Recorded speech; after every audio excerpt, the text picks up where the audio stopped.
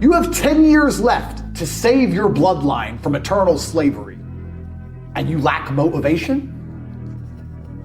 You are born to lose, sir. You are a loser. All of your ancestors who fought saber-toothed tigers should have just laid down and died because they fought their best for you to be born so you could jack off the Pornhub during the last few years where you stand a chance to save your last name from eternal serfdom. You are a dickhead, and you deserve to be poor. The last thing you should lack in the mess of the world today is motivation, because you are running out of time. And I'm telling you, as a rich man who made it out, I can see the gap is closing. I can see it. So you should certainly see it. I'm above in the clouds, looking down on the hole closing in. You're down below, looking up, watching it close, and you lack motivation to build a ladder. Oh, well, maybe tomorrow. Doom-de-doom. Maybe government will save me. Maybe if I vote for the liberals, they'll give me money. Slave minds, clowns, fools.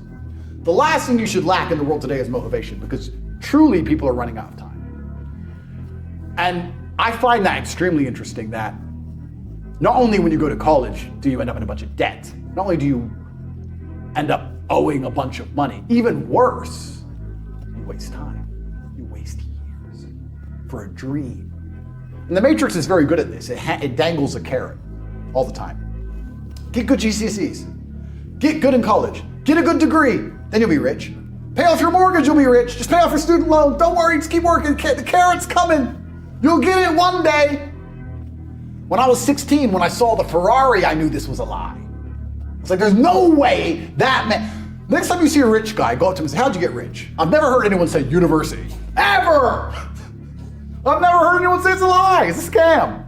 When I was 16, I saw the guy in the Ferrari. I was like, I'm going to college and he isn't. And he ain't going to work. He knows something I don't know. I knew at 16 everything they tell me was a lie. But there's still people who think they have 5 years to waste in college. 5 years. I'm 37.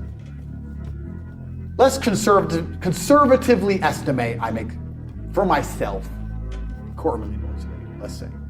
5 years ago, I was probably making 20 grand a day. That's the difference 5 years can make. 5 years. And they're gonna sit there and do what? Read a book from 22 years ago? Go party? Oh, fraternity. Bro, what's really scary is this. I'm 37. I grew up on a council estate.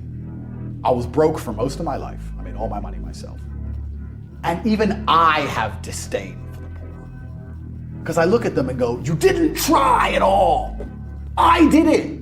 With all of the pain I went through and all the problems I had, while also fighting and becoming a kickboxing world champion, I still managed to do it.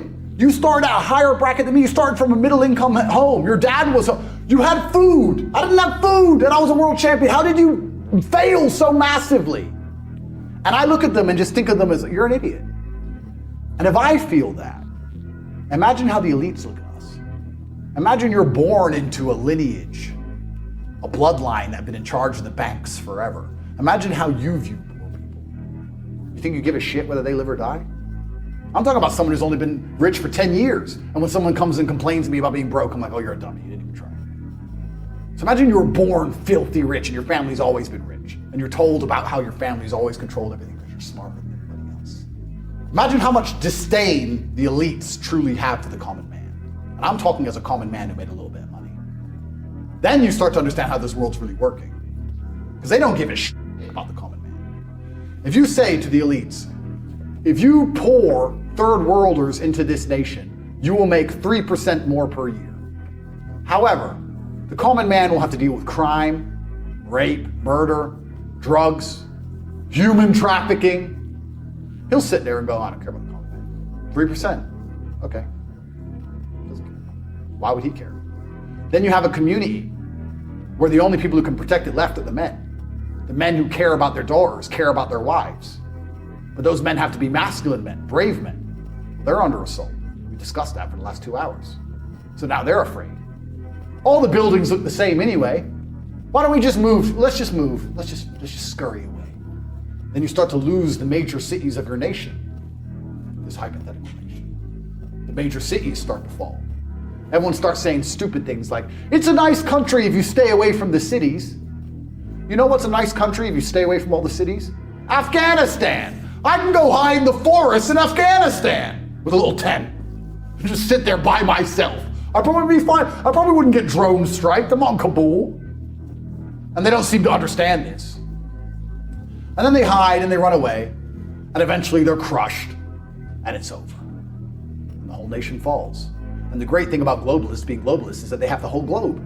What started that fire inside early on, or did it kind of just develop through time and get hotter and hotter? Well, I think everybody has a fire inside of them, but it's pacified. It's deliberately extinguished by society because one, the matrix wants you docile, which is the first thing. And second thing is people live lives of comfort. A lot of people, I think all men are born with a masculine desire to conquer Earth. And I think you're only going to be happy if you're conquering. But if you're living a semi-comfortable life and your mother is nice to you and you're not under any pressure and the matrix is telling you it's fine to just be average, well, then you're going to be sitting there being average. I was never comforted. I was never given an easy life. I never had anyone in my life who was saying, don't worry, Andrew, it's okay to just be this guy. I was told the opposite all the time. I don't know if the fire inside of me is any bigger than it is inside of every other man. And I think that every man at home watching this, if they don't have the things they want in life, should feel a degree of resentment towards themselves or disappointment, understanding that they have the same desire and drive that I have. They just allowed themselves to be psyoped out of it. They've allowed the matrix or whoever to convince them it's okay to not be the man they could be. And I never allowed anybody to do that to me. I've had a lot of people try. I've had girlfriends say, Andrew, you're rich enough, and why are you going to jail, and why all this stress? Why can't we just relax, just be quiet, just, you know, and my mom has said it, women usually, because they protect, that's how a woman will protect you, right? A man will die beside you. A woman can only protect you by trying to convince you out of going to war in the first place. And I could sit here and listen to them and say, I've done enough and I'm rich enough and blah, blah, blah, but then I wouldn't be me. Absolutely. You know, so, and I think that people fall for that trap early on in life. There's many stages of life. You can be 5 years old and your mother doesn't want you to go boxing because you might get hit, and the dad might be like, yeah, I guess. A lot of it is feminine energy. And then another huge part of it is the matrix-led propaganda, because they don't like masculine imperatives because it defends the society, which they're trying to destroy. But I lived in a household where my father was in charge and my mother wasn't allowed to baby us, and we were always pushed to be the same way. Men are happy when they feel respected, and you're gonna respect yourself if you look around and you have things other people don't have. It's very easy. I don't want to be called arrogant. Wait, sorry. I don't give a shit if I'm called arrogant. Because sure, there's people who say, he thinks he's so great. And I can sit and say, yeah, you're right, I think I'm so great. And I know that angers you. But let's actually measure. And I'll prove to you that I am great. I'm not trying to insult anyone. I'm not trying to be unlikable. I'm saying I am great. Look at the average man, the average statistics, put my statistics next to them, put it in ChatGPT and say, which one's greater? What do you want? I enjoy that feeling. Why do I walk into the showroom and buy the 2 available cars that I don't want? Because it's one man's dream and now another man can't buy them. Now they're mine. That's just it. And I think that if every man's honest with himself, that's what every man wants. If you get away with all the matrix garbage and all the matrix has told you all this crap, like be humble and all this other garbage, throw it away. Why do you play sports?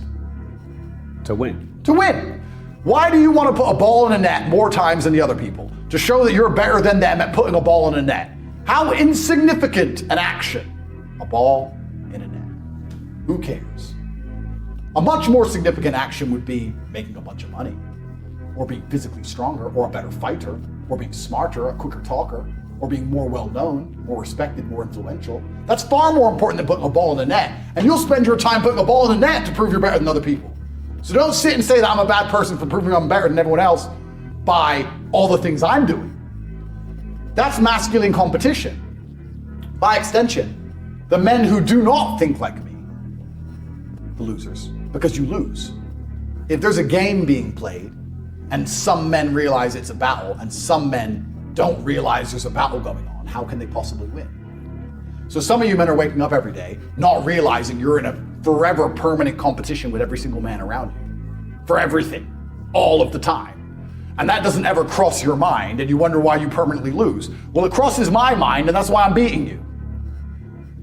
Women want the men who think this way. Women want the men who understand this, who win. That's what women want. So you can call it arrogant, you can call it egotistical. I call it winning. I call it realism. I call it realistic. And the best things about having most of the things I have is that other people can't have them. That's the bottom line of it.